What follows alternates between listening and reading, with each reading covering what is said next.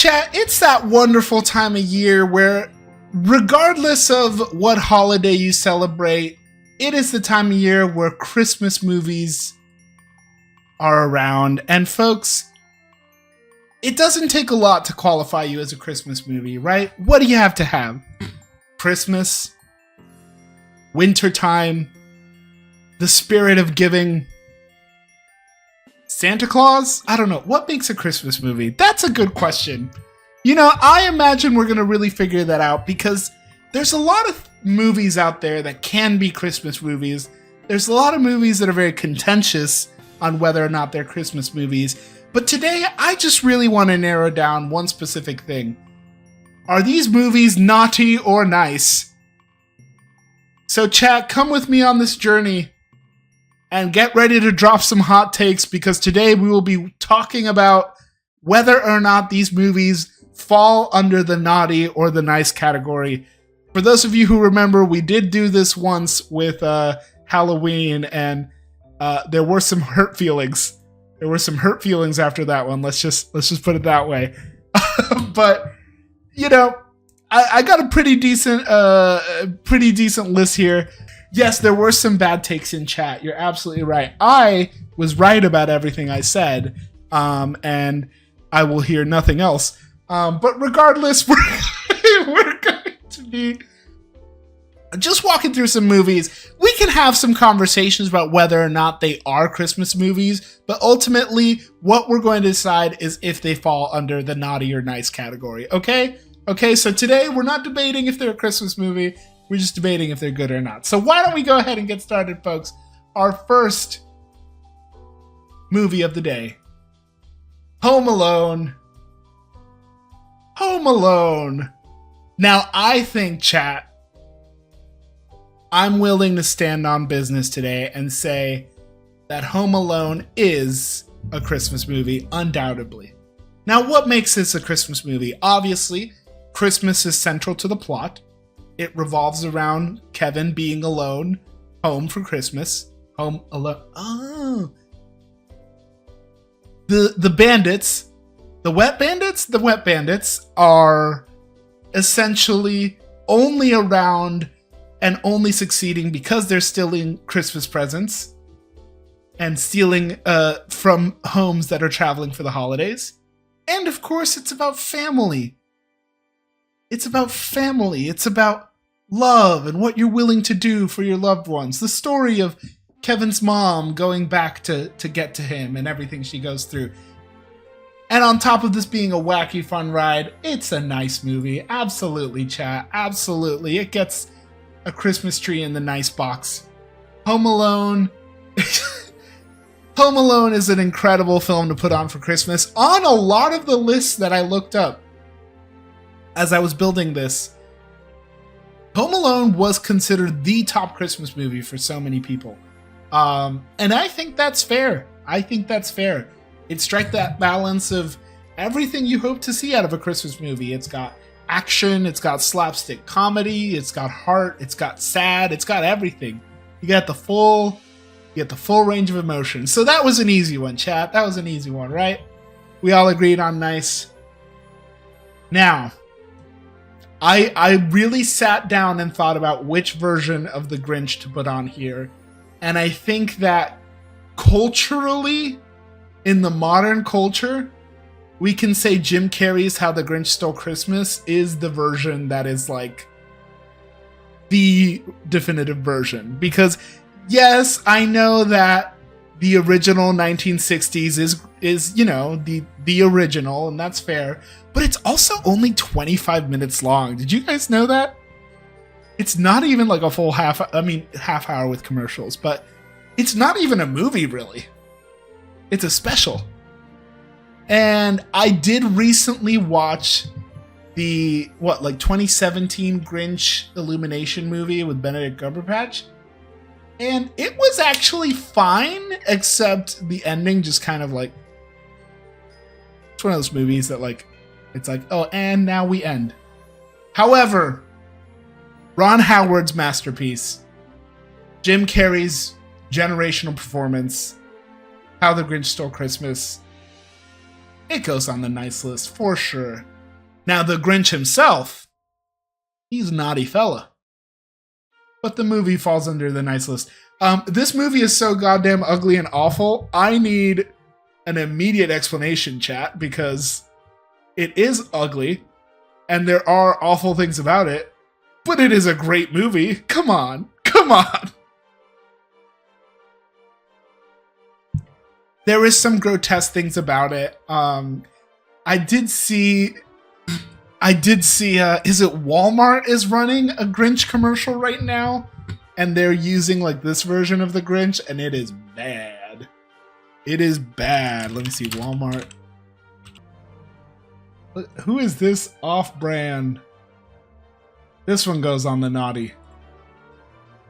What is this? This is the Grinch. This is the Grunch. I don't like it. I don't like it.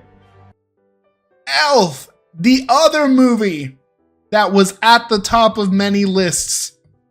It was between Home Alone and Elf. Now, I like Elf. I like Elf. I grew up with a sister who loves Elf. Who would literally, and still to this day, will play it on loop constantly during the holidays. And like, it's a good movie, but it's not that good of a movie. Shout out my sister. You know who you are. Look, a lot of respect for things in this movie. I think it is Will Ferrell at his most Will Ferrell, and it's great for that. Also, this is the movie that got Jon Favreau the job for Iron Man, which is hilarious. There's a book I have. I don't have it out right now, but it's about the making of Marvel Studios, and Kevin Feige pointed to the fact that Jon Favreau made an elf in New York City feel real and grounded, that to that point, like, if you could get us to buy into the fact that this is a real elf in the real world, he could get us to buy into the fact that there's a real Iron Man in the real world. So I thought that was really funny. The movie, I agree, chat, it is overplayed, it is overrated, but I think I'm still going to say nice. I think I'm still going to say nice because this movie makes me feel good. This is a feel-good movie. That I'm not offended by this movie, if that makes sense. If I put this, you know what? We're thinking about the categories of naughty and nice. We're defining our terms as we're going along this list. If this movie comes on Christmas Day, because Christmas Day, you had your big dinner the night before. Maybe you're getting ready for another big dinner. Because for some reason we do Christmas Eve dinner, but also Christmas Day dinner. You have your presents. You're taking it easy. This movie comes on. It's Christmas Day and this movie comes on. Are you happy or are you sad? That's kind of what I'm feeling with this naughty or nice. Now, if Zooey Deschanel's blonde hair was its own category, that would be instantly naughty, lump of coal, get out of my house. However, we are talking about the film as a whole, so we'll leave it in the nice. Now,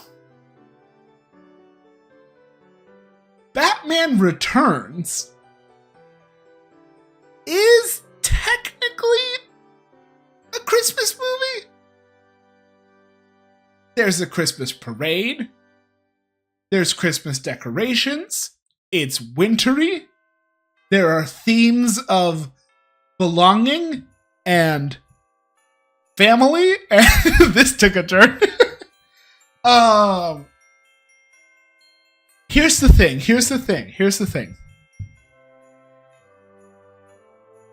I don't know that I say Batman Returns is a Christmas movie. It is set during Christmas, and there's some Christmassy components to it. It does have slapstick comedy. It does have wintry snow. It does have a lot of the qualifications that I just talked about. Hold on, chat. I might be walking myself back. But is it nice? And I think And I think, here's my justification, chat, and y'all know me. Y'all know I like Batman. Y'all know I like Batman. And I like Danny DeVito. And Michelle Pfeiffer's Catwoman awakened something in me. I do think this has to go in the naughty category. Simply because if this movie comes on Christmas Day, and we're sitting around with the family, and you get a scene of Danny DeVito going, bah, bah, with the glove coming out of his mouth, or a scene of Michelle Pfeiffer being like, man, Catwoman, and like your parents are there, or you have children running around, that takes away from the Christmas vibe. So for that, I'm gonna have to put Batman Returns under naughty. I do think one could make a fair argument. Someone stronger than I could make a fair argument and say this is a Christmas movie. But in either case, it's going on my naughty list this year. A Charlie Brown Christmas. Now, folks, if y'all were around for our Halloween stream, you came to learn that Carlito Marron and Snoopy were not very big in my household growing up, and we maybe discovered that a lot of Latin kids did not watch the Peanuts. So I am not as familiar with the Charlie Brown Christmas specials. However, chat, I did watch a Charlie Brown Christmas special this weekend. So I have seen it, and I am aware, and I can confidently say that the Charlie Brown Christmas has maybe one of the best Christmas albums, one of the most recognizable Christmas music soundtracks of all time. It is one of the greats. Snoopy is incredible. Love Snoopy. Some great standout scenes. The tree. Oh my god, the tree. I've always heard, oh, that's a very Charlie Brown Christmas tree, but I've never actually seen it. This is naughty, though. This is naughty. This is naughty because, oh my god, why did nobody tell me that Charlie Brown is the most miserable motherfucker in the world? It is excruciating with those 1960s microphones that sounds like they're talking through a tin can, and he's like, I'm just so depressed. 'Tis the season, but I'm really fucking sad, and I'm gonna make everybody miserable at the little Christmas pageant that we're putting together. And gee whiz, this is the worst day ever. I'm just so sad. Oh my god, I hate Charlie Brown. If I was there, I would bully him too. 100%. He is miserable. He is miserable to be around. He is miserable to listen to. And there's a child in that special who literally goes like, Charlie Brown, you're stupid. And I was like, you know what? Say it, girl. Say it. Because you're right.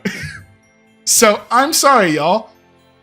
Y'all take a step back and you watch this. You put this on tonight or tomorrow and you go, is this good? No, it is not. It is naughty. I stand my ground. I am pro bully, yes. It's not about the old audio. It's the fact that I have to listen to. It's the fact that everybody else's audio sounds clean and crisp except for Charlie Brown, because he's so depressed, that he's so sad that he just you can't even hear him. You can't even understand him. I am not rage baiting. I am fully standing my ground. I disliked the Charlie Brown Christmas special. I did not like Charlie Brown. The entire special was about him being miserable and everybody being mean to him because, frankly, he kind of had it coming. Snoopy's Christmas is a banger song. The music is incredible. The music is incredible. It is so good. It is like, it doesn't feel like Christmas, especially with like my wife's family. It doesn't feel like Christmas unless this soundtrack is playing. But the special itself, awful. Awful. So every old movie with audio is bad. No, man. Sorry, I got caught on that one. You watch this every year? Well, I am sorry. Pick a better one. Now, if y'all were here for the Halloween stream, Y'all will remember that we discussed the fact that Gremlins is not a Halloween movie. It is not a scary movie. It is a Christmas movie. Christmas is central to the plot. It revolves around the themes of belongingness and family. There's snowy. There's slapstick comedy. It hits all the major points. That being said, my instinct wants to put Gremlins in the nice category because I like Gremlins. Yeah, actually, chat, I'm kind of with you here. After the kids go to bed, a little spike eggnog, like we're having a little bit of fun, a little bit of 80s nostalgia, like, hey, isn't this crazy? I feel like here's the thing. I think Gremlins is naughty, but I think Gremlins is naughty like non-derogatory. You know what I mean? Like I feel like it's like naughty nice. You know? Like Gremlins is naughty, but like that's the point. So I'm extremely neutral on this movie. That's fair. I'm gonna say Gremlins is naughty, but that's where Gremlins wants to be. Gizmo's kind of naughty nice. Hey, yo, in that hat. Sorry, I gotta move on.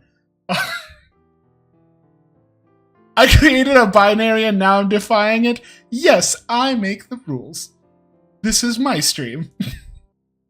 Alright, chat. Is Die Hard a Christmas movie? Let's just get it out of the way. Is Die Hard a Christmas movie? The entire reason John McClane is in New York is because he's visiting his wife for the holidays. The entire reason the heist is happening at Nakatomi Plaza is because of the Christmas party. Christmas is central to the themes of this movie. There is slapstick comedy. There is snowy vibes. It is a Christmas movie. Yeah, absolutely. Absolutely. All right, I look, chat. I was just getting a sense for the room. I think we all agree that this is a Christmas movie, but the question is it a nice Christmas movie? I love Die Hard. I love Die Hard. It's probably like top 15 Christmas movies for me. No, top 15 like action movies. Like it is a quintessential action movie. Die Hard is naughty simply because it will start an argument if you play this on Christmas. December 23rd viewing, you nailed it. That's exactly right. This is a movie you play around Christmas. This is not a movie you put on Christmas Day. If you put this movie on Christmas Day, you will start an argument in your family. Inevitably. Now, we all know, chat, that it is a Christmas movie, and they would be wrong to argue with you otherwise. However, it is inherently naughty. But it's okay. It's okay. We're going to give Die Hard the bonus points here. The Santa Claus. Now, I only have the first Santa Claus on here. I could have put Santa Claus 2, Santa Claus 3, the Santa Clauses Disney Plus miniseries. Oh, sorry, my body just tried to kill me as I said that. This is, yeah, absolutely, chat. Textbook nice. This is as nice as they come. Not as high up on lists as I thought it would be. This is the one that I tend to see every Christmas. I think I've watched Santa Claus once a year for nearly a decade at this point. It's so wholesome. It strikes all the chords. It makes you feel good. Every time I watch it, I find myself you know what makes the Santa Claus a really good Christmas movie is that every time I watch it, I feel myself kind of attaching to a different component of the story. Like some years I watch it and I'm the son, what's his name? Charlie, the son. Some years I watch it and I'm Charlie and I'm like, I just want people to believe me because I know what I'm talking about, or I have this big secret that like I know something in my heart to be true, but people don't believe in me. And some days I'm like, you know, Tim Allen's character at work, and I'm like, oh, work is my passion, but it's taken away from my focus from my family. Maybe I need to think about it. Some days I watch it and I'm the little elf who brings the hot chocolate, and I'm like, hey, you know what? I'm just here to serve. And some days that's pretty good. So it's a good one. It's a good one for sure. Textbook nice. 1 and 2 are so different though. I'll just speed run it. Santa Claus 2, I think also nice. Santa Claus 3, naughty for sure. And some years you're the Santa and you fall off the roof. Exactly. All right, Miracle on 34th Street, y'all. Is this a contentious Christmas movie? Because I thought I understood this movie to be like pretty like good textbook happy Christmas movie, but I have heard some people complain about this movie.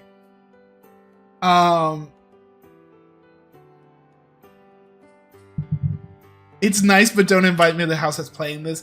Yeah, like there's just some vibes about this movie that just, I think, just kind of strike on like the sad realities of Christmas in the real world. This movie made you believe like 2 years longer than I should have. That's incredible. That's so good. It has its moments, but it's overall meh. I think I put Miracle on 34th Street in naughty because I walk away with this in the future. Like, I walk away with this movie just really thinking about all the sadness in the world about the reality of Christmas, as opposed to feeling the magic that the child plays. And maybe that's because I'm a disillusioned older man at this point. Is it worth watching? Maybe.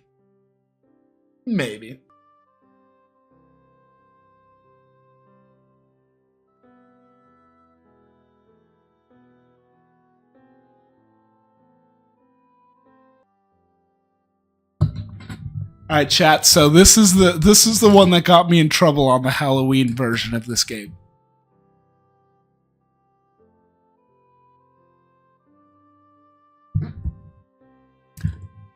So this is a Christmas movie.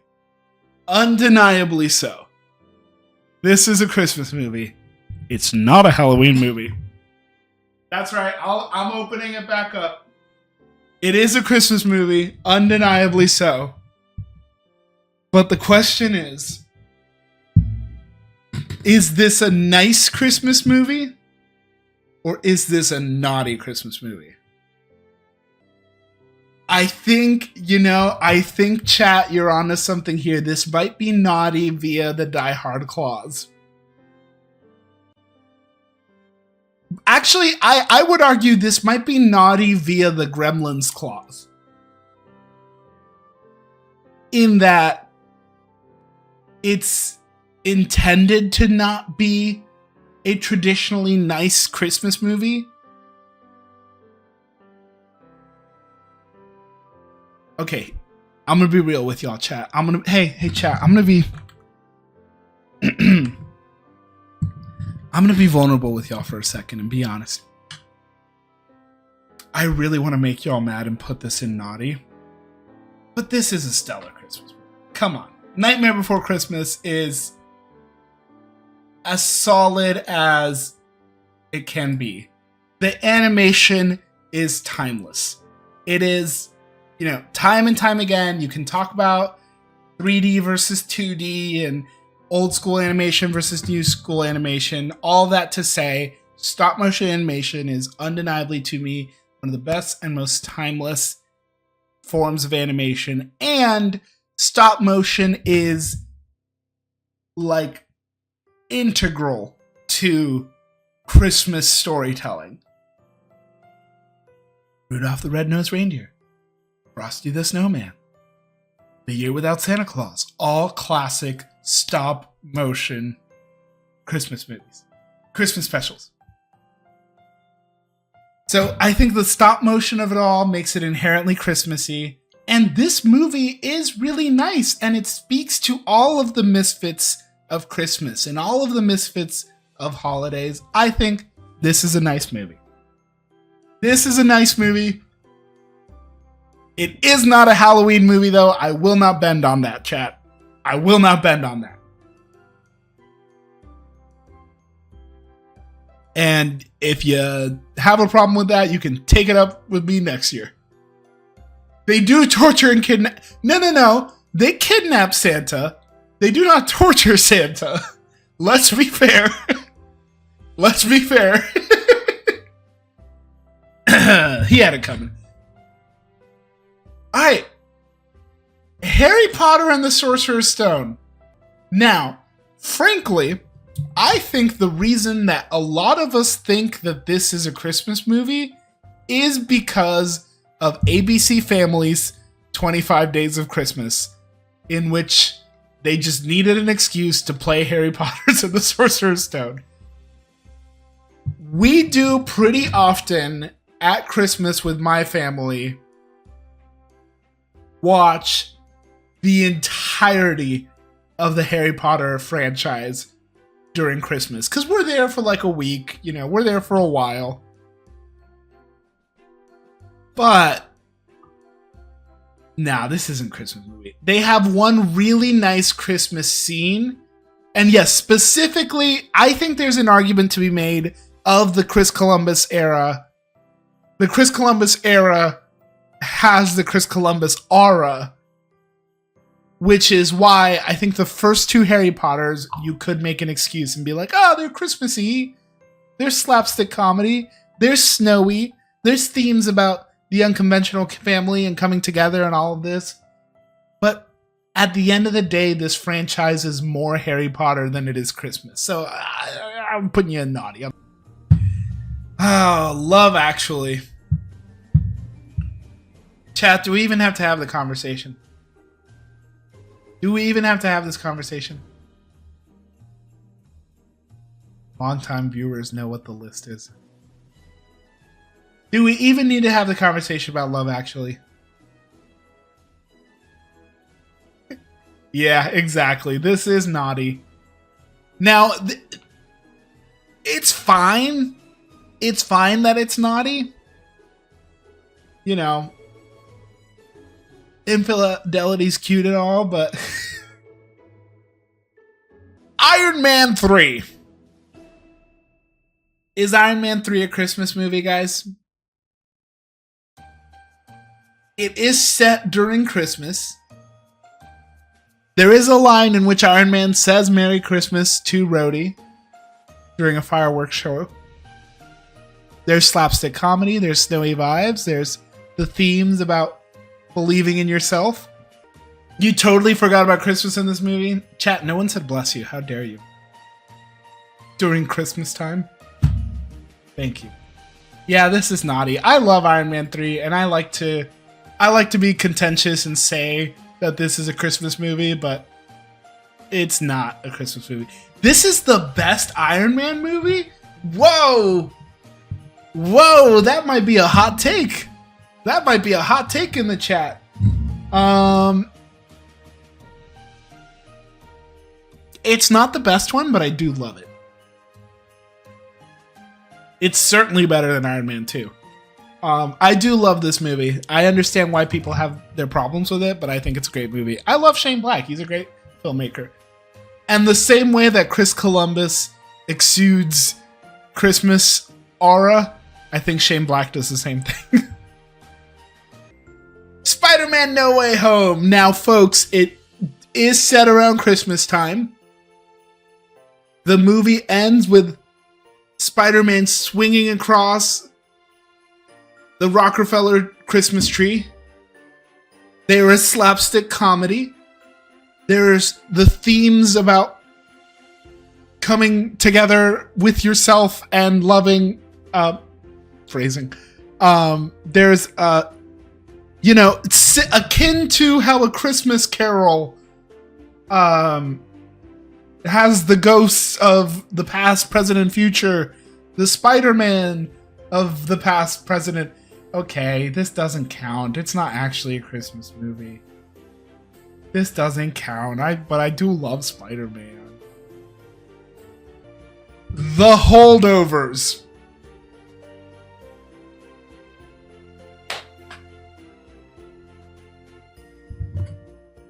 Oh, this is, I'm going to be honest with you, chat. Not only is this nice, this is this needs to be required Christmas viewing.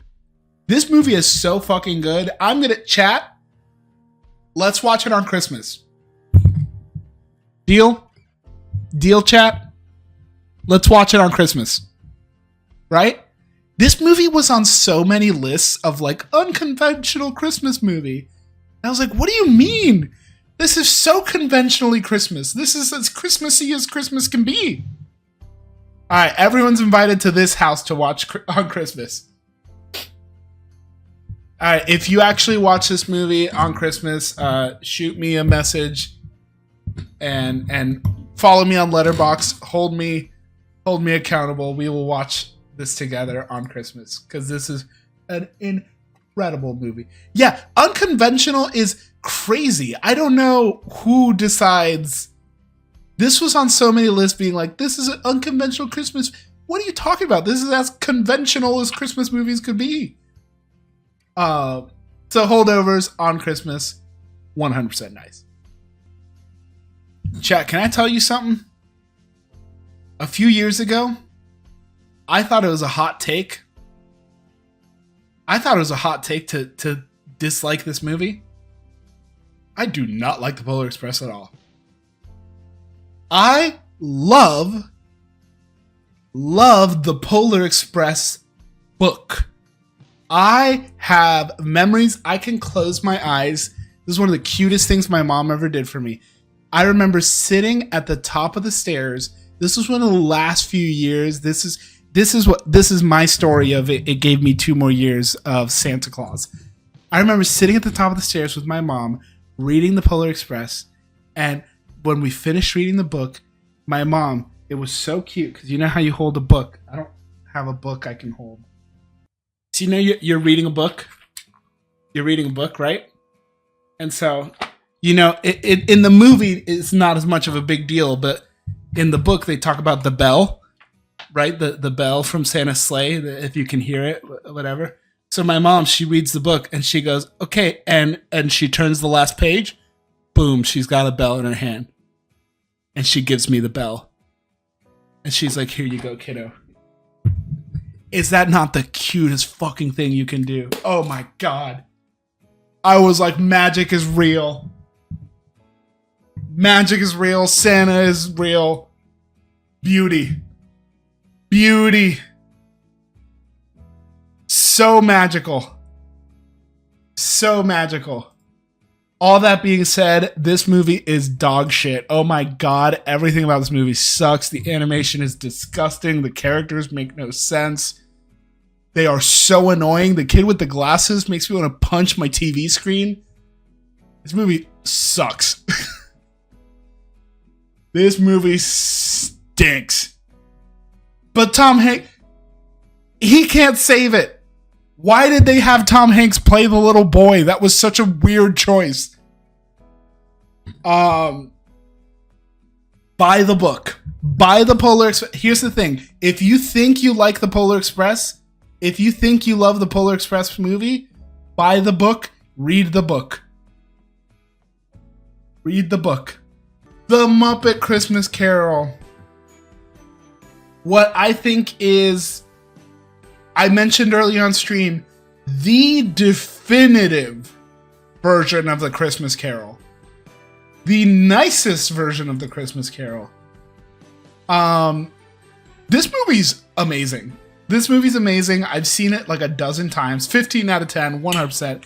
It's the best version of the Christmas Carol. It's one of the best Muppet movies. Although personally, I do have a spot in my heart for Muppet Treasure Island. It is better than Holdovers. You might be right. You might be right. Also, Michael Caine, like a career best performance for no reason. Incredible. Love that for him. Did you know? Did you know, folks, because you're probably going to be watching Muppet Christmas Carol this holiday season, did you know that there is an extended version of the Muppet Christmas Carol, which was restored on Disney Plus last year, which has an additional song in the Ghost of Christmas Past segment of the film? There was originally a love song that was sung between a young Ebenezer Scrooge and the one that got away, and that song was cut from the theatrical version of the movie, and it was lost to time for the longest time, but it was restored and re-added back into the movie. So if you watch this movie on Disney Plus, you can also watch the additional song that was in the original director's vision for the Muppet Christmas Carol. In case you didn't know. When Love Is Gone is... No, that's not the name of the song. Is that the name of the song? It is, yeah, When Love Is Gone. So that version on Disney Plus, check it out. Alright, guys. Now, when I was building this list, some people wanted me to put the Macaulay Culkin ballet rendition of the Nutcracker on here. Because they said, oh, 1993... hour and a half full recorded ballet version of the Nutcracker is the definitive version of the Nutcracker, but I beg to differ.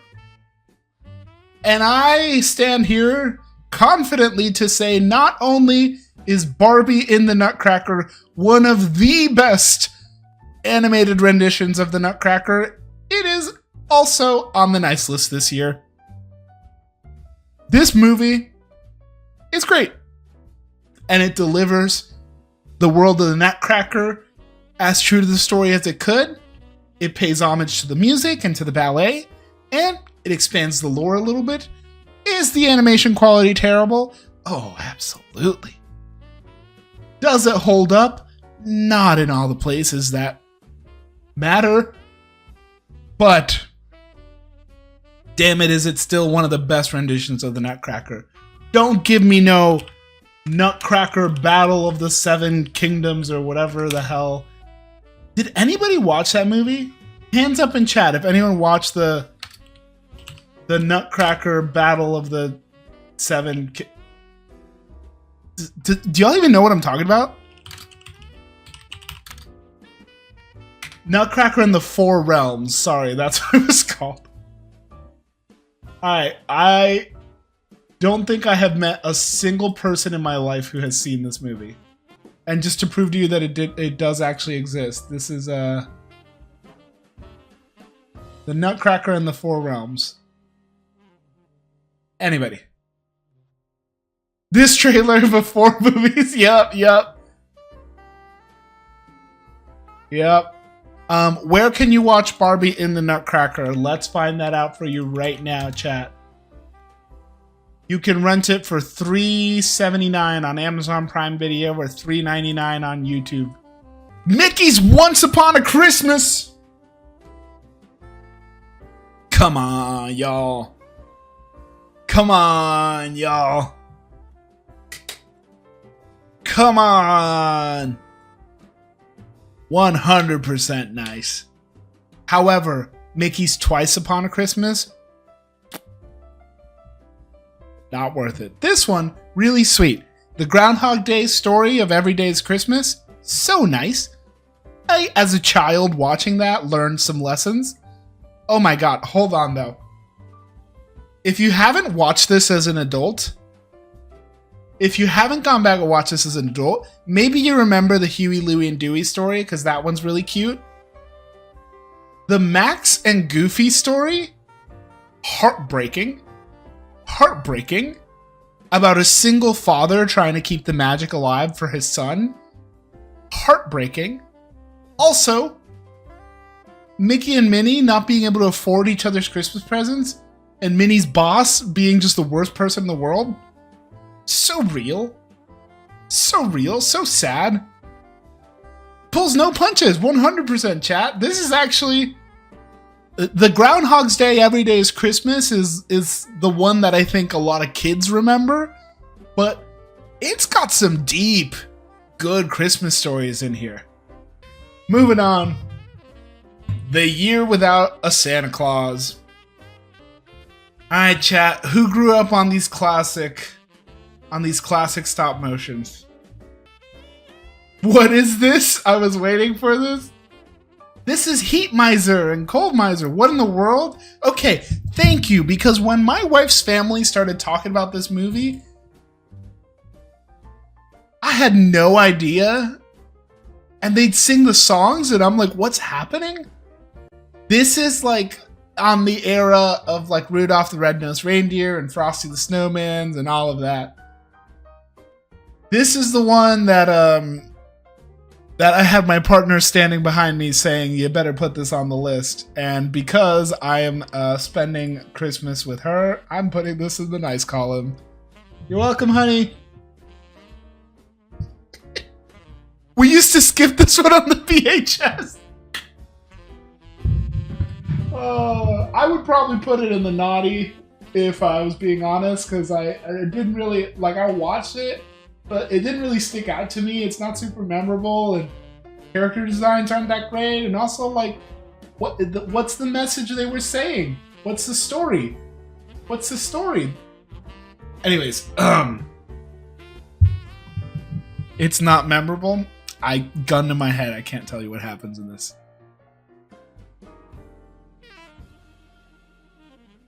Ho ho ho, take me out, pull the trigger. I can't tell you what happens in this. This laid the groundwork for stuff like The Guardians.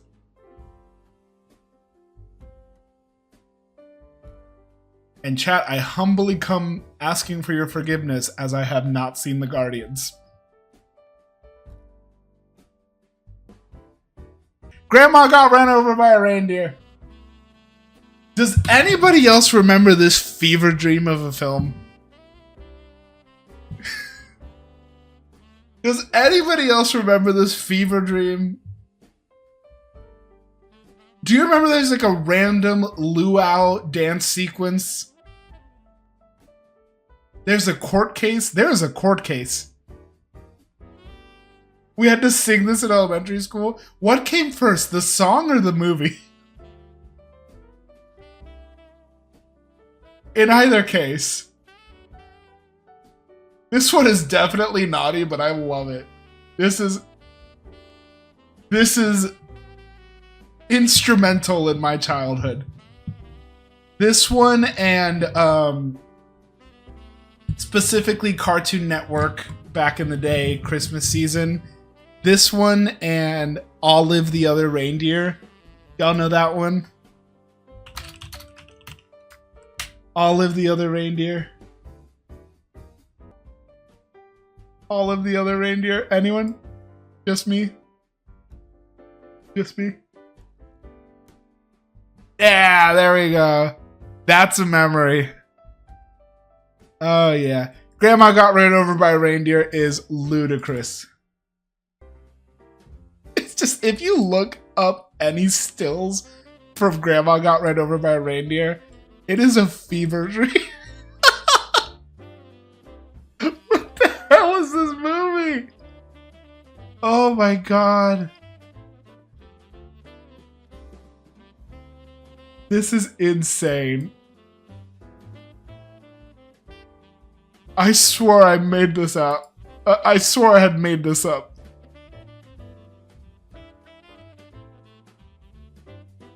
Oh man.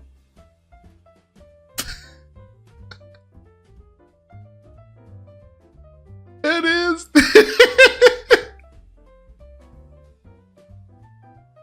Oh man. Looking like Knives Out. Okay. I'm back. With that concludes our list, but that doesn't mean the party has to end.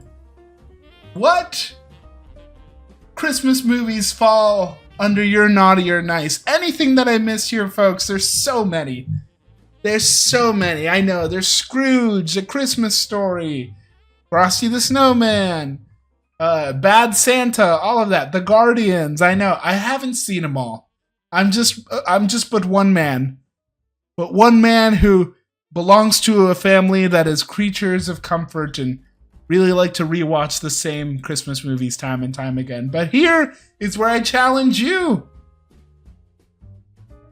Here's where I challenge you. Let me know in chat, in the comments on YouTube, what are some Christmas movies that are on your repertoire? Where do you put them in the naughty or nice? Guardians of the Galaxy Holiday Special, also a good one. There's just so much. And hey, even if you're not someone who celebrates Christmas, a Christmas movie is just a feel-good movie, right? A feel-good movie with snow and slapstick comedy and love and family and togetherness and happy vibes in your heart. But folks, that's gonna wrap it up for today. So thank you so much. I hope we had some fun. I will say this was significantly less contentious than our Halloween ranking. So can I get bonus points or something for that? Speak for yourself. All right. Folks, thank you so much for watching. Make sure you like and subscribe and leave a comment letting me know what your favorite holiday movie is. If you ever want to interact and take part in the conversations with these type of games or with Movie News Monday or anything, hey, head on over to Twitch and catch us live where you can run the conversation, you can get in trouble or get me in trouble. It's a good time in either case. In either case, I've been Jupy Gorg. I hope you've had a great time, and I will see you at the movies. Pew, pew, pew, pew, pew, pew. That's my outro.